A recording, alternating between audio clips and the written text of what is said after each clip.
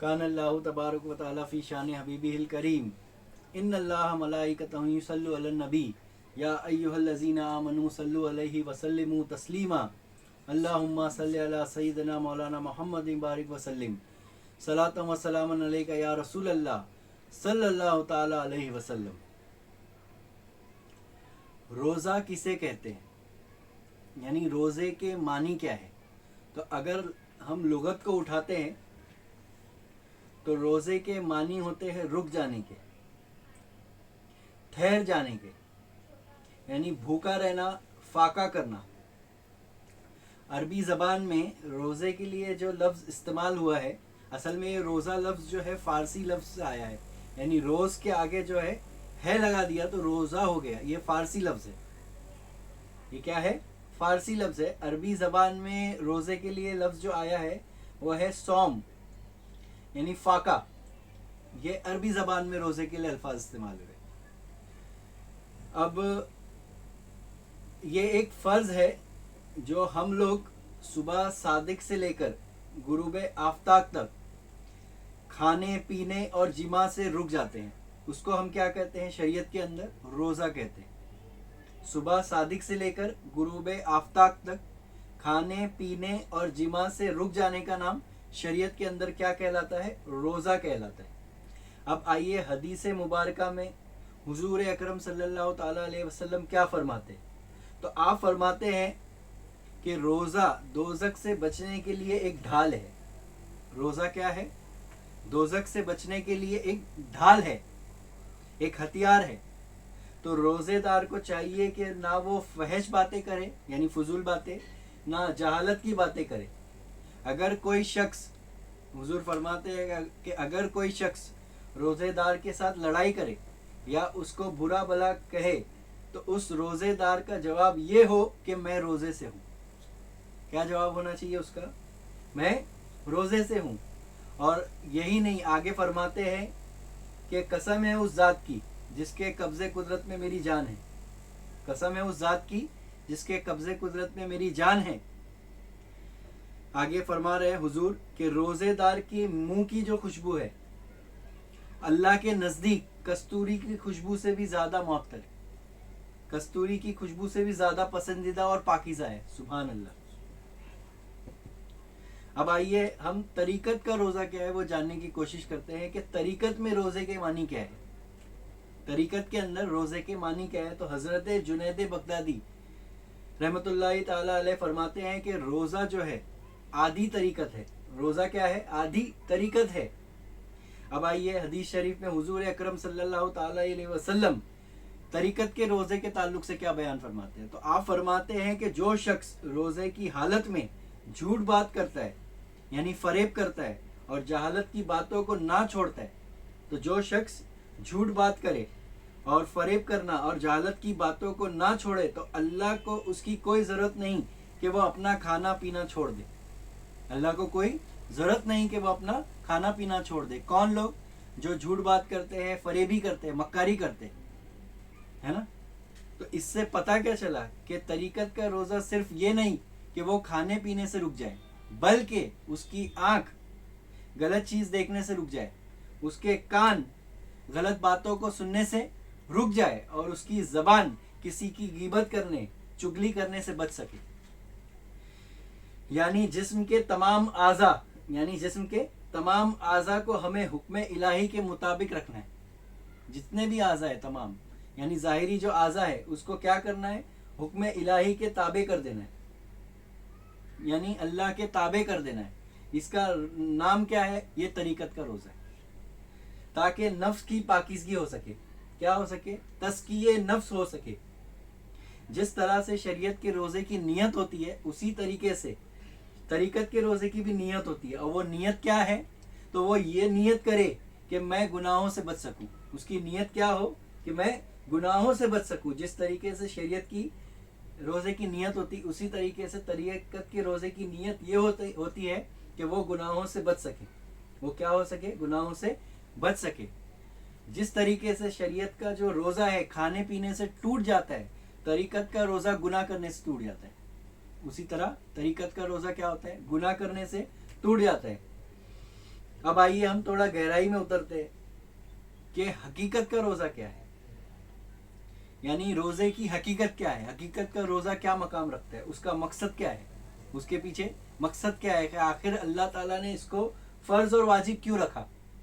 تو حدیث پاک سے پوچھتے ہیں تو آپ صلی اللہ علیہ وسلم فرماتے ہیں کہ اللہ عز و جل، یعنی یہ حدیث قدسی ہے جس کے راوی خود اللہ تعالیٰ ہے، کہ حضور اکرم صلی اللہ تعالیٰ علیہ وسلم نے فرمایا کہ اللہ عز و جل فرماتا ہے کہ روزہ خالص میرے لیے ہوتا ہے.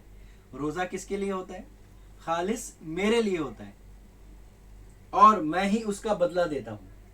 لیکن یہاں پر ایک سوال پیدا ہوتا ہے کہ اللہ تعالیٰ فرما رہا ہے کہ روزہ خالص میرے لیے ہوتا ہے، تو اس کے مفہوم کیا ہے؟ کیونکہ اللہ جو ذات ہے وہ تو پاک ذات ہے، وہ ہر چیز سے مبرہ ہے، یعنی اللہ آپ کی عبادات کا محتاج نہیں، اللہ انسان کی عبادت کا محتاج نہیں، وہ تو ہر چیز سے مبرہ ہے. پھر ایسا کیوں فرما رہا ہے؟ کیا فرما رہا ہے اللہ تعالیٰ کہ روزہ خالص میرے لیے؟ تو کچھ تو بات ہے، تو کچھ تو رمز چھپا ہوا ہے اس کے اندر کہ روزہ خالص میرے لیے ہے اور میں ہی اس کا بدلہ دیتا ہوں.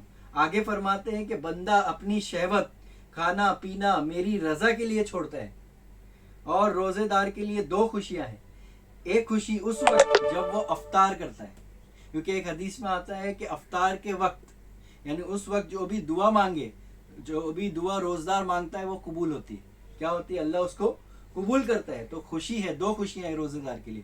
ایک ہے افطار کے وقت، دوسری کیا فرمایا حدیث کے اندر کہ اس وقت جب وہ اپنے رب سے ملاقات کرتا ہے، جب وہ اپنے رب سے ملتا ہے. تو اس سے پتہ کیا چلا روزے کی حقیقت کیا ہے؟ تو وہ معرفت الہی ہے.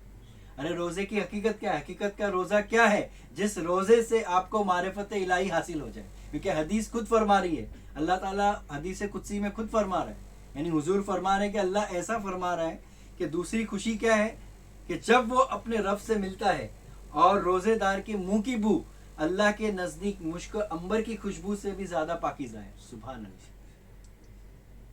تو ہمیں اس حدیث کے مفہوم سے کیا واضح ہو رہا ہے؟ تو حقیقت کا روزہ واضح ہو رہا ہے کہ حقیقت کا روزہ کیا ہے. تو حقیقت کا روزہ کیا ہے؟ تو وہ معرفت الہی ہے، وہ دیدار الہی میں غرق رہنا ہے. کیا ہے؟ ہمیشہ روزدار کیا رہے؟ دیدار الہی میں غرق رہے. حقیقت کے روزے کی نیت کیا ہے؟ کہ دنیا سے منہ پھیر لینا. حقیقت کے روزے کی نیت دنیا سے منہ پھیر لینا. اور یہ روزہ ٹوٹتا کیسے؟ حقیقت کا روزہ یہ ٹوٹتا کیسے؟ کہ جب اس کے اندر غیر اللہ کا خیال آ جائے. جب اس کے اندر غیر اللہ کا خیال آ جائے تو حقیقت کا روزہ کیا ہو جائے گا؟ ٹوٹ جائے گا.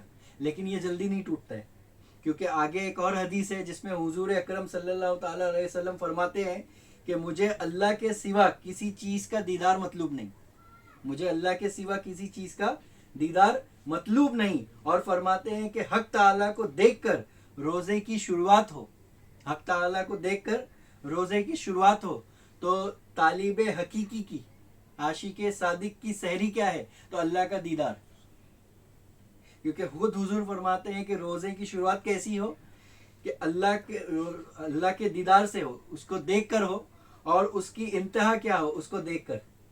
تو انتہا کیا ہے؟ تو انتہا کا مطلب سمجھے کچھ، یعنی اس کی کوئی افطاری نہیں، یعنی اس کا کوئی تعین نہیں، اس کا کوئی وقت نہیں، یہ ہمیشہ قائم و دائم ہے. یہ کیا ہے؟ اس کا روزہ، حقیقت کا روزہ ہمیشہ قائم و دائم ہے کہ وہ کس میں رہے؟ معرفت الہی میں، دیدار الہی میں ہمیشہ غرق رہے. سبحان اللہ. اب آئیے ہم ایک دوسرے نقطے پہ بات کرتے ہیں کہ حالت روزے کے اندر ہمیں اپنی کیفیت پر، یعنی جو باطنی کیفیت ہے اس پر زور دینا چاہیے، یعنی اس پر نظر رکھنا چاہیے کہ ہمارے باطنی احوال کیا کہہ رہے اس وقت روزے کے دوران. تو جیسے کہ اللہ تعالیٰ نے ہمیں حواس خمسہ، یعنی جیسے کہ دیکھنا، بولنا، چکھنا، سونگھنا، یہ بچپن سے ہی ہر انسان کے اندر یہ حواس خمسہ کو ایکٹیو کر کے بھیجا ہے. لیکن آپ غور کرو گے کہ روزے کے اندر یہ حواس کیا ہوتے ہیں؟ کمزور ہونے لگتے ہیں.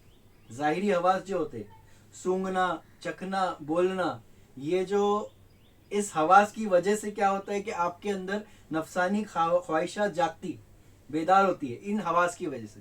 تو روزے کے اندر کیا ہوتا ہے کہ یہ جو ظاہری حواس ہے یہ کمزور ہونے لگتے ہیں، جس کی وجہ سے نفس کیا ہوتی ہے آپ کی؟ نفس شیطانی کی بات کر رہا ہوں کیا ہوتے ہیں کہ آپ کے اوپر نفس شیطانی کا غلبہ کم ہو جاتا ہے. کیا ہو جاتا ہے؟ نفس شیطانی کا غلبہ کم ہو جاتا ہے اور روحانیت کا غلبہ اوپر ہونے لگتا ہے. تو انسان کو چاہیے کہ وہ اپنے ظاہری حواس پر غور کرے. جو بیدار تھے وہ کیا ہو رہے ہیں؟ ڈی ایکٹیویٹ ہو رہے ہیں. اور جو باطنی حواس ہے جس میں سے ایک حواس چشم باطن کہا جاتا ہے. کیا کہا جاتا ہے؟ ایک حواس چشم باطن کہا جاتا ہے، وہ بیدار ہونے لگتا ہے. کیا ہونے لگتا ہے؟ چشم باطن بیدار ہونے لگتا ہے. اور چشم باطن وہ چشم ہے، وہ نظر ہے، وہ باطنی خواص ہے، وہ باطنی لطافت ہے جس کے ذریعے اللہ کا دیدار کیا جا سکتا ہے. کیونکہ علماء ظاہر کیا کہتے ہیں کہ خدا کا دیدار نہیں ہو سکتا ہے، تو وہ صحیح کہتے ہیں، خدا کا دیدار نہیں کیا جا سکتا. لیکن کس سے؟ ان ظاہری حواس سے. ان ظاہری حواس سے اللہ کا دیدار ناممکن ہے. تو یہ بات تو حق ہے. تو علماء ظاہر کہتے ہیں کہ اللہ کا دیدار نہیں ہو سکتا، تو وہ صحیح فرماتے ہیں. لیکن ایک طرف صوفیہ کرام فرماتے ہیں کہ اللہ کا دیدار ہو سکتا ہے، اللہ کا دیدار ممکن ہے. تو وہ کیسے ممکن ہے؟ تو انہی باطنی حواس سے. کن سے؟ باطنی حواس سے. تو وہ باطنی حواس کیا ہے؟ وہ چشم باطن ہے. تو روزہ کیا ہے؟ تو روزہ اللہ اور بندے کے بیچ میں ایک پل ہے. روزہ کیا ہے؟ اللہ اور بندے کے بیچ میں ایک پل ہے جو اس بندے کو اللہ تک رسائی کراتا ہے. اس بندے کو اللہ تک رسائی کراتا ہے. تو روزہ کیا ہے؟ تو روزہ کیا ہے؟ حقیقت کا روزہ کیا ہے؟ تو حقیقت کا روزہ کیا بنا؟ طالب حقیقی کو چاہیے کہ اپنے پیر و مرشد کی صحبت اختیار کرے اور خدمت میں رہے تاکہ اس پہ روزے کی حقیقت کے اسرار منکشف ہو جائے. روزے کی حقیقت کے اسرار منکشف ہو جائے. کیونکہ روزے کی اصل صرف اتنی ہی ہے کہ عاشق صادق کا کھانا اللہ کا دیدار بن جائے اور پینا خدا تعالیٰ سے بات کرنا. یعنی فقیر کے نزدیک کھانا سوائے جمال خدا کا دیکھنا اور پیاس خدا تعالیٰ سے کلام کرنے کے کچھ نہیں. کیا ہے پیاس؟ خدا تعالیٰ سے کلام کرنے کے کچھ نہیں. یہی حقیقت کا روزہ ہے. یہی حقیقت کا روزہ ہے. اب آئیے ایک واقعہ پیش کرتا ہوں کہ خواجہ غریب نواز معین الدین چشتی رحمۃ اللہ تعالیٰ علیہ کی بارگاہ میں ایک بوڑھا شخص کافی دور سے سفر طے کر کے حاضر ہوتا ہے. تو وہ آپ کے لیے کھانا لے کر آتا ہے. کیا لے کر آتا ہے؟ کھانا لے کر آتا ہے. اور آپ کو وہ اس بوڑھے شخص کو نہیں پتا کہ آپ کا روزہ ہے. تو وہ بوڑھا شخص کافی تمنا لے کر آتا ہے کہ دل میں کہ غریب نواز اس کھانے کا تناول فرمائیں گے، یعنی اس کھانے کو چکھیں گے. تو غریب نواز کی بارگاہ میں وہ بوڑھا شخص حاضر ہوتا ہے اور کھانا پیش کرتا ہے. جبکہ آپ روزے سے ہوتے. کس سے ہوتے ہیں؟ آپ روزے سے ہوتے. لیکن آپ اس کھانے کو تناول فرماتے. آپ اس کھانے کو تناول فرماتے. آپ یہ نہیں کہتے کہ میں روزے سے ہوں، بلکہ اس بوڑھے کی بات کو رکھ لیتے اور اس کھانے کا تناول فرماتے. وہاں پر بیٹھا ہوا شخص یعنی آپ کا خادم فرماتا ہے کہ حضور آپ کا تو روزہ تھا، حضور آپ کا تو روزہ تھا. تو آپ فرماتے ہیں کہ بولے روزے کی ٹوٹنے کی کیا ہے؟ روزہ اگر ٹوٹ جائے تو اس کا کفارہ ہے. روزہ اگر ٹوٹ جائے تو اس کا کفارہ ہے، لیکن اگر کسی کا دل ٹوٹ جائے تو اس کا کوئی کفارہ نہیں. سبحان اللہ. تو اس عبرتی واقعے سے ہمیں کیا حاصل ہوا؟ کیا معلوم پڑا؟ تو یہی معلوم پڑا کہ اخلاق کیا ہونا؟ اچھے اخلاق کا ہونا صحیح روزہ ہے. اگر روزے کی حالت میں بھی اگر ہمارے اخلاق نہیں سدھر رہے، ہمارے اخلاق کے اندر بدلاؤ نہیں آ رہے، تو ایسا روزہ کچھ کام کا نہیں.